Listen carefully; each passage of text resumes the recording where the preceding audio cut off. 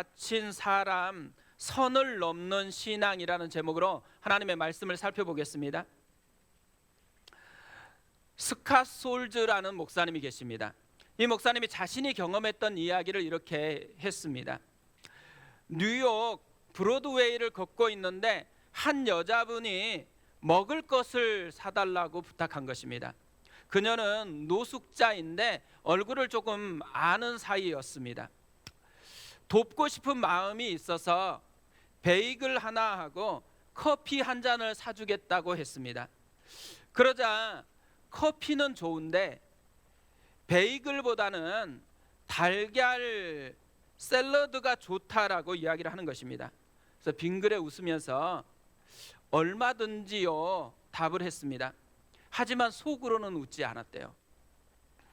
가던 길을 멈추고 도와주려는 사람에게 까다롭게 지금 구는 것들이 느껴지니까 솔직히 기분이 좀 안 좋았다고 합니다. 게다가 베이글은 57센트인데 달걀 샐러드는 6달러라고 합니다. 뭘 주든 좀 감사히 먹을 것이지 아예 그냥 캐비아를 사달라고 하지, 이런 이 마음이 이 속에서 솟아나기 시작했대요. 그러나 참고 커피와 달걀 샐러드를 주문해서 그녀에게 전달했습니다.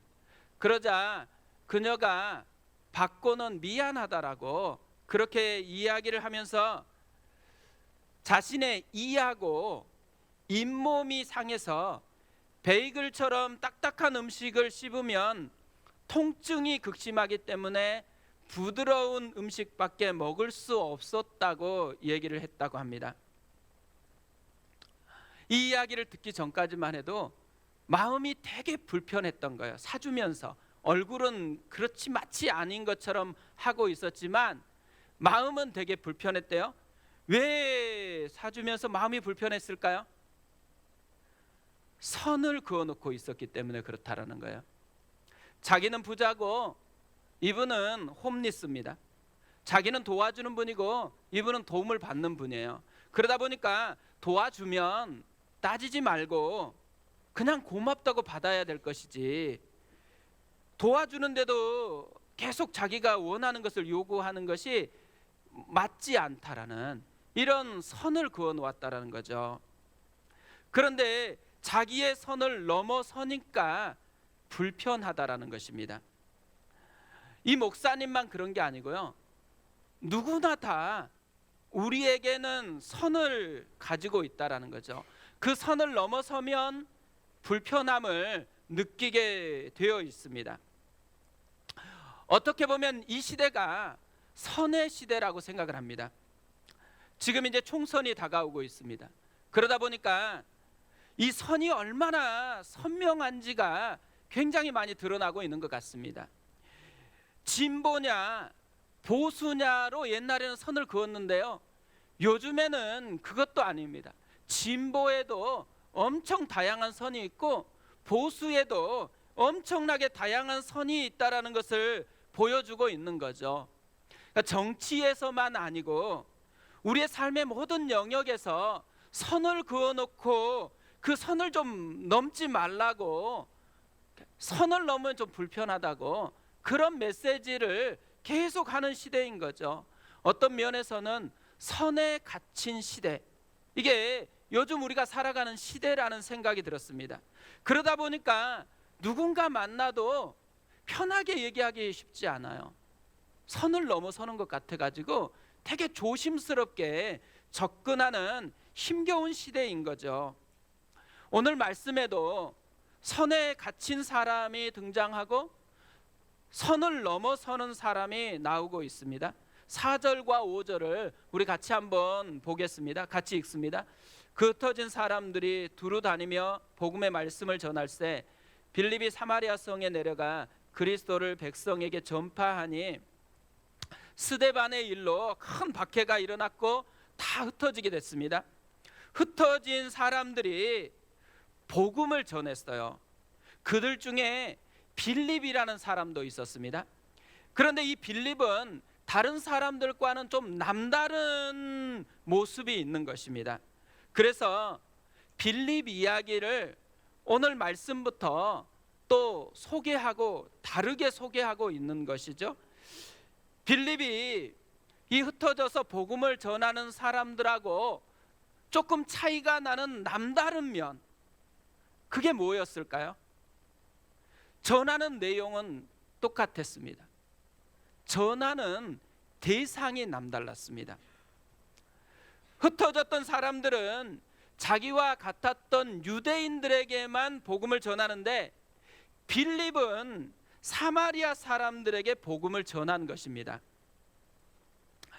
왜 사마리아 사람들에게 복음을 전하는 것이 이렇게까지 남다르게 보이고 남다르게 느껴졌을까요?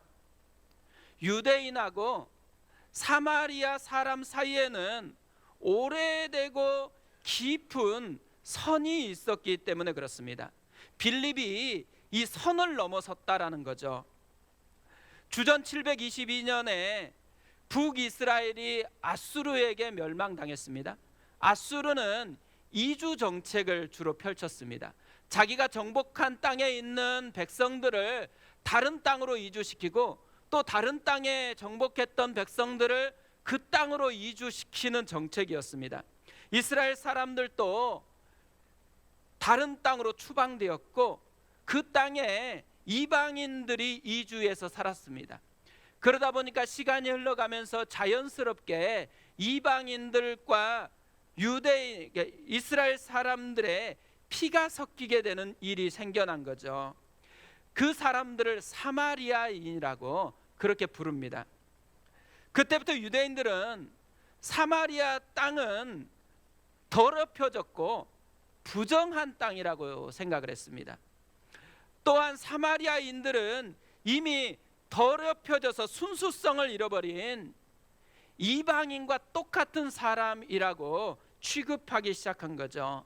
그래서 이 사회가 너무 갈등이 심하고 골이 깊다 보니까 남쪽 유대인들이 북쪽에 있는 갈릴리 땅으로 사마리아만 통과하면 바로 갈 수 있는데도 불구하고 요단강을 건너 가지고 핑 둘러서 가는 현상이 일상화됐습니다. 그러니까 역사적으로 오래되었고 깊이 뿌리 내린 선이 있었다라는 거죠. 그런데 예수님께서 가장 먼저 이 선을 넘어섰습니다. 사마리아 땅에 가서 사마리아 여인을 만났고 그 사마리아 성에 있는 여인과 백성들에게 복음을 전하셨습니다. 뿐만 아니라 사도행전 1장 8절에 보면 승천하시면서 마지막으로 제자들에게 이렇게 명하셨습니다. 우리 같이 한번 읽어보겠습니다. 같이 읽습니다. 오직 성령이 너희에게 임하시면 너희가 권능을 받고 예루살렘과 온 유대와 사마리아와 땅끝까지 이르러 내 증인이 되리라 하시니라. 선에 갇혀 있지 말고 선을 넘어서는 신앙이 되라고 요구한 것이죠. 그리고 넘어야 할 선 중에 사마리아라는 선도 포함되어 있다라고 이야기를 하십니다. 그럼에도 불구하고요, 이 명령을 받았고 그 은혜를 경험했었던 많은 교회에 있는 성도들이 여전히 선 안에 갇혀 있었다라는 거예요. 그래서 유대인들에게만 복음을 전했는데 빌립이 이 선을 넘어선 것입니다. 이걸 보면 우리가 배울 수 있는 게 있다고 생각을 합니다. 정치에서만 선이 있는 것도 아니고 세상에서만 선이 있는 게 아니라 교회 내에도 선이 있고 우리 자신 안에도 선을 그어놓고 신앙생활을 하는 일들이 많다라는 것이죠. 예전 교회에서는요, 슬리퍼에 반바지 그리고 또 체육복 반바지 입고 오면은 그렇게 싫어하는 분들이 계셨습니다. 왜 싫어했을까요? 선을 가지고 보고 있기 때문에 그런 거죠. 어떤 분들은 전도는 나하고는 잘 안 맞는다고 생각하는 분도 있습니다. 분명히 주님이 복음을 전하라고 명하셨는데도 불구하고 주님의 선보다 내 선이 더 강하게 있어서 그 선을 붙잡으면서 나하고는 전도하고는 상관없다라고 얘기하는 거예요. 그러니까 내 안에 있는 선이 작동하고 있는 것이죠. 기도를 별로 그렇게 하지 않고 또 기도에 대해 자신이 없는 분들도 많아요. 왜냐하면 기도해봤자 응답되지 않을 거라는 자기의 선을 이미 그어놓고 신앙생활 하시는 거죠. 어떤 분은 찬양할 때 그냥 박수도 치지 않고 그냥 하는 경우가 많습니다. 제가 예전 교회에서요, 놀랍게도 오늘 이경희 집사님이 찬양 인도하는 것처럼 주일 예배 때 찬양 인도를 했어요. 아무도 안 놀라는데 물론 찬송가만 인도를 했습니다. 그런데요, 어느 날은 빠른 찬양이고 박수 치면서 부르면 너무 좋겠다고 생각해서 박수 치면서 찬양하겠습니다 했는데 아무도 박수를 안 치는 거예요. 그런데 놀랍게도요, 교회 전체에 정교인 수련회를 갔습니다. 춤을 추면서 박수를 치면서 찬양하는 거예요. 굉장히 열받기 시작했습니다. 왜 주일 예배 때는 박수를 치면 안 되고 다른 예배나 다른 수련회 같은 경우에는 박수를 쳐도 된다라는, 그것이 거룩한 예배에 대한 태도인 것 같은 선을 그어놓고 신앙생활을 하고 있다라는 것이죠. 그러니까 신앙생활하는 우리의 모습 속에서도요, 굉장히 다양한 선을 그어놓고서 신앙생활하는 모습들이 존재하고 있다라는 거죠. 왜 사람들은 선을 그어놓고 그 안에 갇혀서 살려고 할까요? 선 안에 있으면 불편하지 않고 선 안에 있으면 안전할 것이라고 생각하기 때문에 그렇죠. 하지만 그 선이 꼭 옳은 것은 아니라는 거예요. 과자도둑이라는 시가 있습니다. 이런 내용이에요. 한 여인이 공합대합실에서 책을 읽으며 방금 사온 과자를 먹고 있었다. 그런데 바로 옆에 앉은 남자가 자신의 과자 봉지에서 과자를 꺼내 먹는 게 아닌가? 여인이 한 조각, 남자가 한 조각, 다시 여인이 한 조각, 남자가 한 조각. 그러다 과자가 하나만 남게 되었다. 여인은 화를 꾹 참고 남자가 어떻게 하는지 지켜봤다. 남자는 마지막 과자 한쪽을 반으로 쪼개더니 웃으며 여인에게 주고 대합실을 빠져나갔다.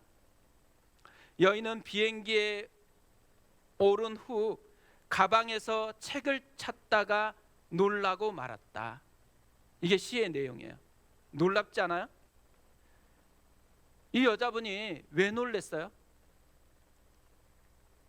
이때까지는 과자가 자기 과자인 줄 알고 이 남자가 자기 과자를 허락도 안 받고 먹고 있다고 생각하니까 때로는 수작 거는 건가 생각했을 수도 있잖아요. 그런데 알고 봤더니만 자기 과자가 아니고 그 남자 과자였던 거예요. 왜 자기 과자라고 여겼을까요? 같은 제품이고 자기 것이라는 이 선이 선명하니까 과자가 진짜 자기 건지 아닌지 물어봤으면 되잖아요. 그 선에 갇혀가지고 묻지도 않았다라는 거죠. 자기가 가지고 있는 선이요, 꼭 올바른 것은 아니라는 것이죠. 그럼에도 불구하고 우리는 끊임없이 선에 갇혀 있든지 아니면은 선을 넘어서서 이 빌립처럼 살아가든지 두 가지 갈림길에서 살아간다라는 것이죠. 우리는 어느 쪽에 더 많이 익숙할까요? 선에 갇혀 있는 삶에 익숙할까요? 아니면 빌립처럼 선을 넘어서서 도전하는데 더 익숙해져 있을까요? 오늘 말씀은 또 그리고 성경은 우리에게 선을 넘어서는 빌립과 같아져야 된다라고 말씀하고 있는 것입니다. 그렇게 선을 넘어서는 사람에게는 놀라운 역사를 맛보게 될 거라는 거죠. 선을 넘어섰을 때 어떤 일이 일어나는지를 오늘 말씀이 우리에게 이렇게 설명합니다. 먼저는 하나님의 강력한 역사를 맛보게 될 거라는 거죠. 6절과 7절을 보세요. 우리가 빌립의 말도 듣고 행하는 표적도 보고 한 마음으로 그가 하는 말을 따르더라. 많은 사람에게 붙었던 더러운 귀신들이 크게 소리를 지르며 나아가고 또 많은 중풍병자와 못 걷는 사람이 나으니, 복음을 전하자마자 그 복음을 듣고 따르기 시작합니다. 예수님을 영접했다라는 거죠. 그뿐만 아니라 귀신들이 떠나갔어요. 그리고 병자들이 치료를 받았습니다. 강력한 하나님의 임재가 있었고 강력한 하나님의 역사가 나타나고 있다라는 거죠. 또 하나, 이렇게 선을 넘어서니까요, 큰 기쁨을 맛본다고 합니다. 8절에 이렇게 되어 있습니다. 이 성에 큰 기쁨이 있더라. 다른 것은 몰라도 우리가 예배드리는 오늘 이 시간에 우리의 내면 속에 큰 기쁨이 있더라. 이 은혜가 우리에게 임하였으면 좋겠습니다. 세상은 선을 넘지 말라고 얘기합니다. 그러면 불편해질 거라고, 선을 넘으면 나하고 이제 끝날 거라고 그렇게 속삭여요. 그런데 성경은 선을 넘으라고 도전합니다. 그러면은 약속하신 하나님의 놀라운 역사가 내 삶에 경험될 거라는 거죠. 그리고 큰 기쁨을 맛보게 될 것이라고 이야기를 합니다. 그러니까 계속해서 그럼에도 불구하고 우리는 내가 그어놓은 선에 갇혀서 살 것인지 아니면 선을 넘어서 도전할 것인지는 아는 것과 다르게 지금 내가 선택해야 되는 중요한 문제인 거죠. 우리 앞에는 끊임없이 선 안에 갇혀 있을 것인지, 선을 벗어나서 주님이 도전하시는 것으로 도전할 것인지가 내 앞에 갈림길로 남아있다라는 거죠. 빌립은 이런 도전 앞에서 선을 넘는 길을 선택을 했습니다. 빌립에게 이렇게 선을 넘을 수 있었던 다른 사람과는 다른 힘이 있었다라는 거잖아요. 오늘 말씀에서는 그 힘이 뭔지를 직접적으로 얘기하지는 않습니다. 다만 간접적으로 단서를 제공하고 있습니다. 5절을 다시 보세요. 빌립이 사마리아 성에 내려가 그리스도를 백성에게 전파하니, 빌립이 지금 집을 떠나서 가족들도 함께하지 못하고 도망쳤었던 이유가 어디에 있어요? 예수가 그리스도라고 믿었기 때문에, 예수를 그리스도라고 선포했기 때문에 그렇습니다. 이렇게 불편하게 지금 지내고 있는데도 불구하고 빌립이 사마리아 성에 내려가서 백성에게 전파했던 게 뭐예요? 그리스도, 예수가 그리스도라고 전파하고 있는 것이죠. 빌립에게 그리스도라는 이 소식은 단지 정보가 아니었다라는 말입니다. 자기 안에서 지금 생생하게 역사하는 살아 숨쉬는 복음이었다라는 거죠. 사건이었습니다. 그러니까 정보로 뭔가를 아는 사람하고 그것을 직접 경험하고 체험한 사람은 굉장히 다른 거죠. 사랑을 책으로 배운 사람하고요, 사랑에 빠져본 사람은 굉장히 다른 것입니다. 그러니까 저는 사랑을 책으로 배우지 않았거든요. 사랑에 빠져보니까 아내를 집에 데려다주고 맨 차에 타서 맨 앞자리에 앉았는데 달 속에 그녀가 보이기 시작하더라고요. 사랑에 빠져보면요, 보이는 것도 다르고 다 달라진다라는 것을 경험했죠. 사랑을 책으로 배운 사람은 절대 희생하지 않습니다. 논평할 수는 있죠. 그러나 사랑에 빠져본 사람은요, 무엇이든 희생하는데 희생이라고 여기지 않아요. 더 주고 싶은 마음이 일어나는 것이죠. 빌립이 전했던 복음은 그리스도였어요. 예수가 그리스도라는 말인 거죠. 그러니까 하나님이 창조주시다 이렇게 표현하면 우리는 어떤 존재라는 거예요? 우리는 피조물이라는 얘기인 거죠. 그런데 예수가 그리스도다, 이 말은 우리는 어떤 존재라는 얘기예요? 우리는 구원이 필요한 죄인이고 예수님은 우리의 죄에서 우리를 구원하시는 구원자라는 의미인 거죠. 죄와 허물로 죽은 죄인인 나를 예수님이 구원해 주신 것을 맛보고 있다라는 거예요. 빌립이 지금 그리스도라고 선포한 것은 십자가 그 사랑을 지금 나의 사건으로 경험하고 있다라는 것이죠. 내가 죽어야 할 십자가에 예수님이 대신 죽으시고 그 사랑을 내가 깊이 지금 맛보고 있다라는 이야기입니다. 그러니까 십자가의 사랑을 통해서 자기의 옛사람하고 지금 새 주님이 주신 새 사람이 맞바꾸어졌다라는 것이죠. 자신의 죄는 예수님이 십자가에서 죽으심으로 가져갔고 대신 예수님의 깨끗함이 우리에게 덧입혀졌다라는 것을 지금 자기의 사건으로 경험하고 있다라는 것입니다. 그래서 복음을 선포하고 있는 것이죠. 우리는 누군가를 사랑하면요, 사랑하는 그 사람과 관계되어 있는 모든 것을 좋아하게 돼요. 그리고 그 모든 것에 관심을 갖게 되어 있잖아요. 지금 예수님이 십자가에서 자기를 사랑한다라는 것을 이 빌립이 깨달았어요. 그리고 빌립이 그 사랑을 덧입어서 하나님을 사랑하기 시작했어요. 그러다 보니까 빌립 안에 일어나는 놀라운 변화가 하나 있는 거예요. 자기가 옛날에 예수님을 깊이 경험하지 못했을 때는 여전히 자기도 사마리아 사람들에게 선이 그어져 있었어요.